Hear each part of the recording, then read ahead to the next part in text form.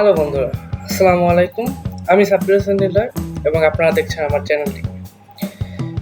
আজ আমরা কথা বলবো ভারতের অন্যতম বৃহত্তম একজন বড় ব্যবসায়ী মুকেশ আম্বানিকে নিয়ে। তিনি কিভাবে একটি বড় কোম্পানির নেতৃত্ব দিচ্ছেন সে সম্পর্কে বিস্তারিত গল্প শুনতে আমাদের সাথেই থাকুন। মুকেশ আম্বানি জন্মগ্রহণ করেন 19 এপ্রিল 1957 সালে আদানি পরিবারে। তার বাবা ধীরুভাই আম্বানি ছিলেন একজন স্বনির্মিত ব্যবসায়ী। শৈশবে মুকেশ ছিলেন খুবই সাধারণ, কিন্তু শিক্ষার প্রতি তার আগ্রহ ছিল অসাধারণ। উচ্চশিক্ষার জন্য তিনি পাড়ি জমান যুক্তরাষ্ট্রের স্ট্যানফোর্ড বিশ্ববিদ্যালয়, কিন্তু বাবার ব্যবসায় সহায়তা করার জন্য মাঝপথে পড়াশোনা ছেড়ে ভারতে ফিরে আসেন। বাবার শুরু করা ব্যবসা রিলায়েন্সের হাত ধরার পর মুকেশ ধীরে ধীরে কোম্পানিটি সাফল্যের শিখরে নিয়ে যান। তেল, গ্যাস, পেট্রোকেমিক্যালস এবং টেলিকমিউনিকেশন থেকে শুরু করে রিলায়েন্সের বিস্তার ঘটে প্রায় সব ক্ষেত্রেই।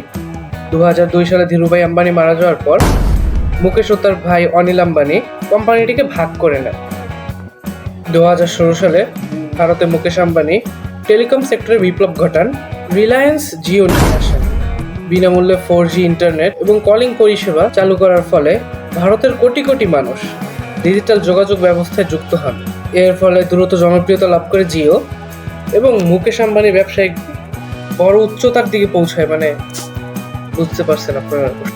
ব্যবসার পাশাপাশি মুকেশ আম্বানি তার বিলাসবহুল জীবনের জন্য বেশি পরিচিত।